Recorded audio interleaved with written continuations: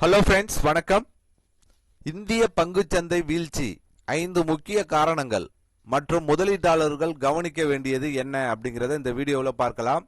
அதற்கு முன்னாடி நம்ம சேனலை இது வரைக்கும் சப்ஸ்கிரைப் பண்ணலன்னா சப்ஸ்கிரைப் பண்ணிக்கோங்க. அப்படியே பக்கத்தில் உள்ள பெல் ஐக்கானை மறக்காம ப்ரெஸ் பண்ணி வச்சுக்கோங்க.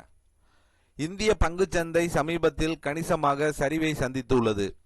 உலகளாவிய அரசியல் பதற்றங்கள், பொருளாதார காரணிகள் மற்றும் உள்நாட்டு நிதி அமைப்பில் ஏற்பட்ட மாற்றங்கள் ஆகியவை இணைந்து இந்த வீழ்ச்சிக்கு காரணமாக உள்ளன.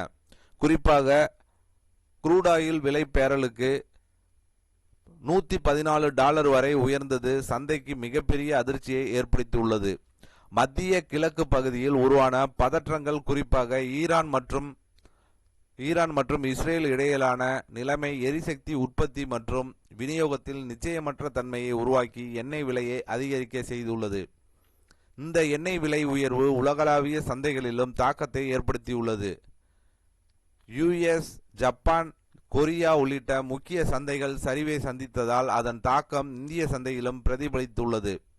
இந்த குளோபல் செல் ஆஃப் நிலை முதலீட்டாளர்களில் அச்சத்தை ஏற்படுத்தி பங்குகளை அதிக அளவில் விற்க தூண்டியுள்ளது.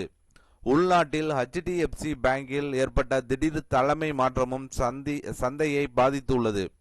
வங்கியின் முக்கிய நிர்வாகி ராஜினாமா செய்தது முதலீட்டாளர்களிடம் குழப்பத்தை உருவாக்கியது.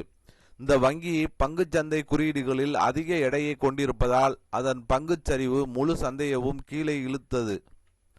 மேலும் ஃபெடரல் ரிசர்வ் தலைவர் ஜெரோம் வட்டி விகிதங்களில் மாற்றமில்லை என்று அறிவித்தது சந்தைக்கு எதிர்மறையான செய்தியாக அமைந்தது.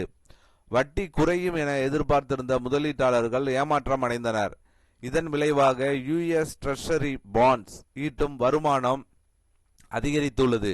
இது வெளிநாட்டு முதலீட்டாளர்கள் இந்திய சந்தையிலிருந்து பணத்தை வெளியே எடுக்க காரணமாகி உள்ளது. இத்தகைய சூழலில் முதலீட்டாளர்கள் பதற்றமடையாமல் நீண்டகால நோக்குடன் செயல்படுவது அவசியம். குறுகிய கால ஏற்றத்தாழ்வுகளை பொருட்படுத்தாமல் திட்டமிட்ட முதலீட்டு முறைகளை பின்பற்றுவது பாதுகாப்பானது. நீண்டகால இலக்குகள் உள்ளவர்கள் லார்ஜ் கேப் அல்லது ஃப்ளெக்சி கேப் பங்குகளை தேர்வு செய்யலாம். அதே சமயம் குறுகிய காலத்தில் பணம் தேவைப்படுவோர் அதிக ஆபத்துள்ள ஈக்விட்டி முதலீடுகளை தவிர்த்து நிலையான வருமானம் தரும் திட்டங்களை பரிசீலிப்பது நல்லது என தெரிவிக்கப்பட்டிருக்கிறது. இந்த வீடியோ கண்டிப்பா இந்திய பங்குச்சந்தையில் முதலீட்டு பண்ணியிருக்கவங்க கவனிக்க வேண்டிய ஒரு விஷயமா இருக்கும். ஸோ கண்டிப்பாக இந்த வீடியோ ஒரு பயனுள்ள தகவலாக இருக்கும்னு நினைக்கிறேன். இந்த வீடியோ பிடித்திருந்தால் லைக் பண்ணுங்க, ஷேர் பண்ணுங்க. மீண்டும் இது போன்று வேற ஒரு வீடியோவில் சந்திப்போம்.